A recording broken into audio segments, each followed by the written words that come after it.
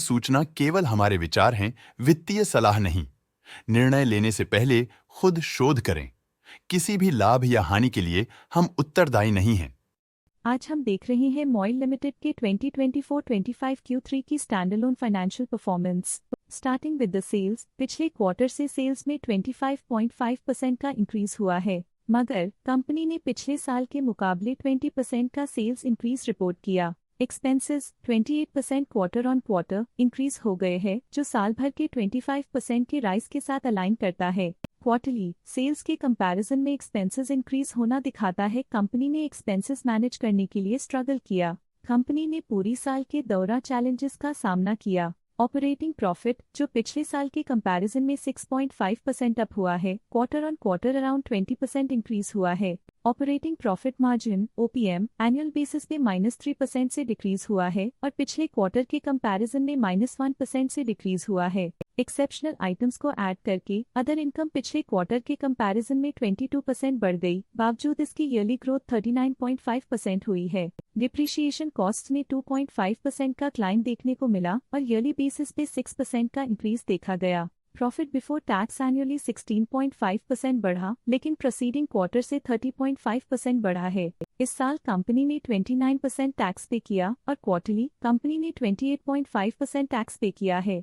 Net profit ने year on year 18% का increase दिखाया, लेकिन लास्ट क्वार्टर से 27.5% का इंक्रीज हुआ है। इस क्वार्टर में कंपनी का परफॉर्मेंस अच्छा रहा और स्ट्रॉन्ग ऑपरेशनल मैनेजमेंट दिखाया। वहीं अगर एनुअल एनालिसिस की बात करें तो इस साल कंपनी का परफॉर्मेंस ठीक रहा। अर्निंग्स पर शेयर EPS में साल भर में 0.5% का इंक्रीज देखा गया, लेकिन क्वार्टरली में 27% की बढ़ोतरी भी नजर आई। इस क्वार्टर में कंपनी का EPS अच्छा रहा और स्ट्रॉन्ग मैनेजमेंट दिखाया। मॉइल लिमिटेड के फाइनेंशियल स्नैपशॉट को रिव्यू करते हुए कुछ मुख्य ट्रेंड्स सामने आए हैं जो कंपनी की परफॉर्मेंस पे रोशनी डालते हैं। दिसंबर 2021 से दिसंबर 2024 तक मॉइल लिमिटेड की फाइनेंशियल जर्नी में सबसे पहले बात करते हैं सेल्स की। इस साल सेल्स में 7% की वृद्धि हुई है और पिछले 4 सालों में 10.5% की वृद्धि हुई है, जो एक निरंतर अपवर्ड ट्रेंड को दर्शाता है। 2 साल पहले के टेम्पररी डिप के बाद सेल्स में वृद्धि ने फिर से रफ्तार पकड़ी है, जो बाजार की साइक्लिकल नेचर को उभारती है।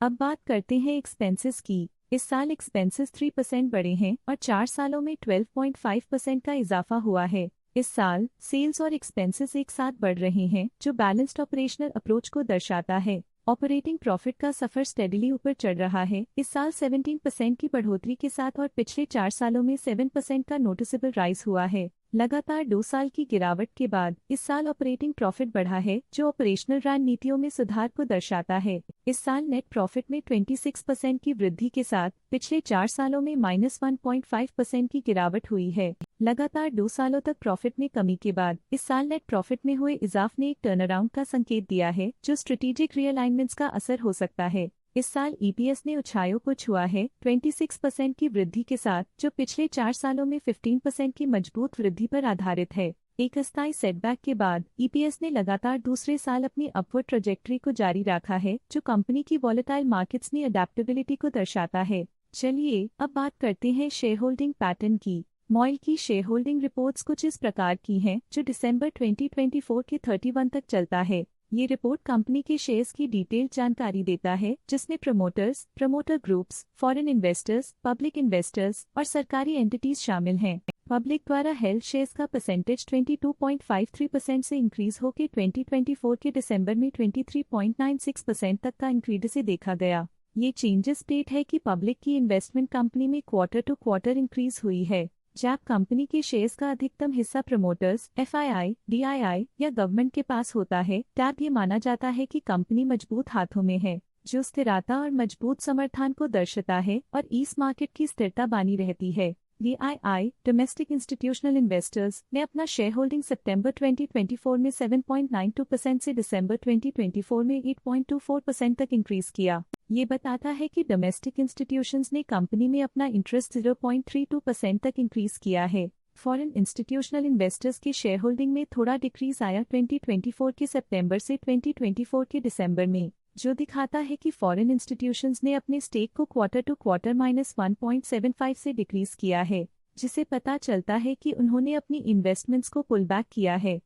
ये था कंपनी का करंट शेयर होल्डिंग पैटर्न। अब नजर डालते हैं मॉइल के स्टॉक रिकमेंडेशन पे। लॉटस स्टॉक का करंट प्राइस 342.7 रुपीस चल रहा है। शेर खान ने स्टॉक की होल्ड रिकमेंडेशन दी थी। उन्होंने स्टॉक का टारगेट प्राइस 330 का अनुमान लगाया था। रिकमेंडेशन के समय स्टॉक का प्राइस 303.85 चल रहा था, जो करंट प्राइस से -2.8% डाउन है। आज के लिए फाइनेंशियल सेक्टर में इतना ही।